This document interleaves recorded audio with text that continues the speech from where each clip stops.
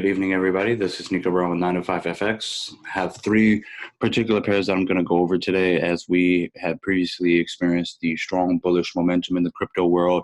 I'm going to go over Bitcoin compared to the dollar, Ripple compared to the dollar. I'm going to go over gold compared to the dollar and USDJPY.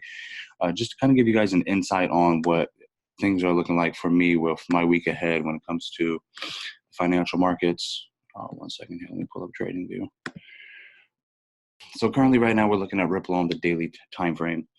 Currently right now, since the highs of approximately around 51 cents, the market since then has been in a bearish momentum, currently anticipating to go further below.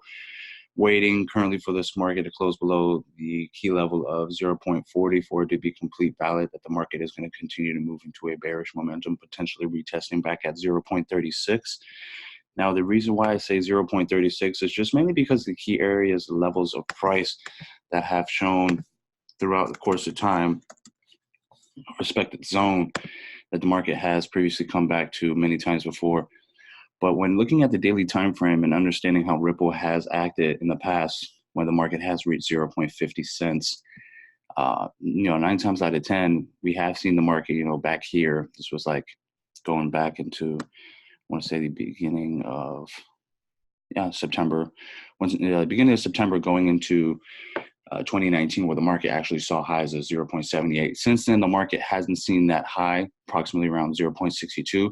But then previously, since then, market saw highs about 0.57. So currently right now, the market has seen 0.50, 1, 2, 3, about 4 times so far. And each time the market has seen 0.50, the market has shown a dominant bearish momentum. As we go back here, November 17th of 2018, the market actually came all the way down to 0.30. And, it's kind of showing the similar behavior that the market has done previously in the past. But right now, I'm looking for the market to come down to potentially 0.36, depending on how the market closes right here, whether the market actually does respect that and closes below and continues to go into a bearish momentum. Now, if we scroll down to a smaller time frame, of course, we're going to see the market actually show a little bit of resistance right here. That's all I'm saying. We needed that confirmation to actually be valid.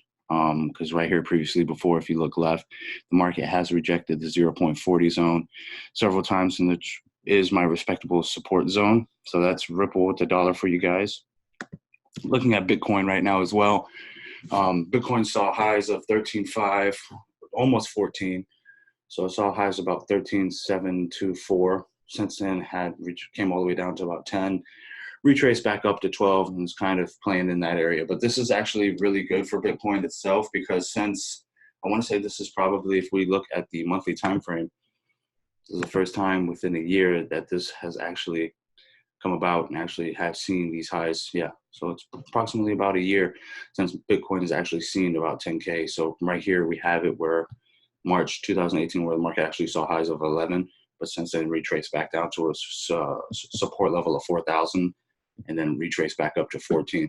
Now, the thing that everybody wants to kind of know is Bitcoin actually going to come back down, come back up? Understanding how markets work and understanding key levels of, support and resistance and just how that all works hand in hand. You kind of want to be patient with the cryptos. They are extremely volatile and they do happen to move relatively quick. But when looking at this right here, clear rejection right here at the top, market's coming back down to about 10.5, which is going to be a major half. And then potentially from that, I do see the market coming back up to potentially retest 12,000 and potentially reach actually 14, depending on how that pullback all takes place. But the market just now opened up, so we don't have much market analysis. This is kind of what has happened over the weekend. As you can see here, my trend line has been tested previous amounts of times.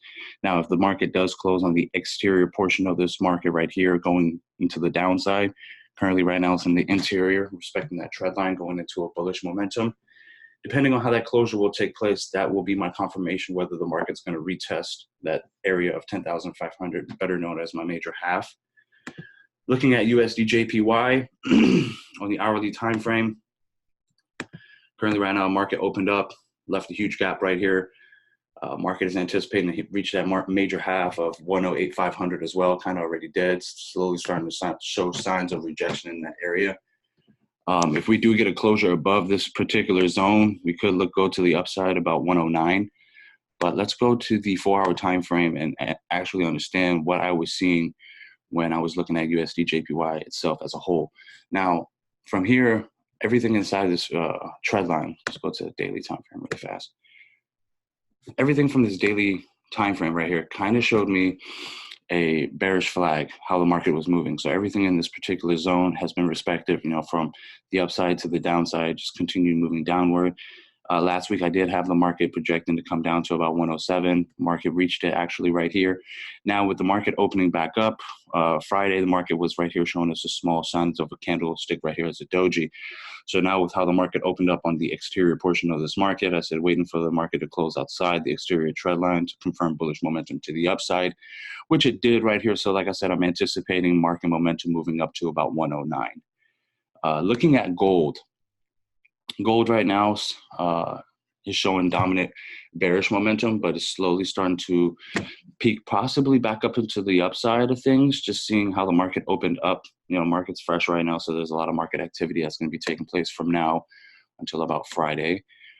We do get a clear rejection right around here at the 1383 level, possibly 1385 right here, as we can previously see right here, as done before.